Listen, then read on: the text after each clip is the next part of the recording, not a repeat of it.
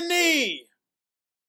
Hey, what's going on, everybody? This is Don Willie coming at you again with another subscriber request, this time from Casey670. It's my man from the Night's Watch, Dolorious Edd.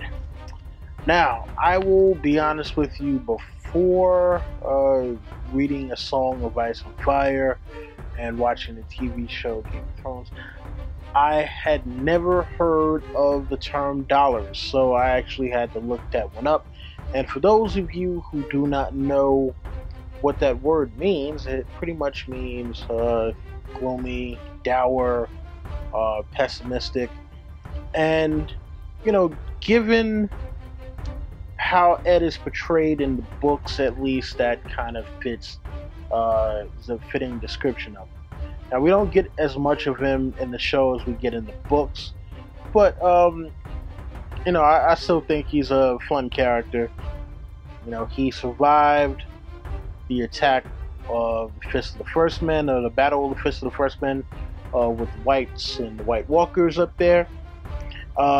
He survived the mutiny at Craster's Keep, although, unfortunately, the old bear didn't. He was one of the men who helped get Jon Snow elected as the Lord Commander of the Night's Watch. He was named Jon Stewart before he sent him off to help rebuild one of the other castles that was going to be taken over by Stannis Baratheon after he marched to Winterfell and came back to fight war. So, you know, he's a good friend to Jon. He gives him good counsel, and, you know, along with Pip, Gren, and Sam, kind of round out Jon's inner circle at the Wall. You know, we see him in the show. He doesn't play a huge part, but he's around enough that you know exactly who he is. And, you know, it's funny, like, for the episode Hard Home, I thought they were going to kill him, and, you know, it actually had me a little sad there, because when Jon is going to look for the dragon glass inside the tent, and 1-1 busts out of there, and there's a whole bunch of whites around him, and he's pulling them off, we don't see Ed, right? And we don't see Ed for a good 5 minutes, and 5 minutes in the TV show can be like, you know, 20 minutes for their actual time. And, you know, when Jon went to look for the dragon glass, and he's, you know, pulling everything up, he sees the actual dragon glass. I was expecting to actually see Ed's body, and, you know, then after Jon actually defeats that one White Walker, Ed pops up, and I'm like, oh, where the hell have you been this whole damn time?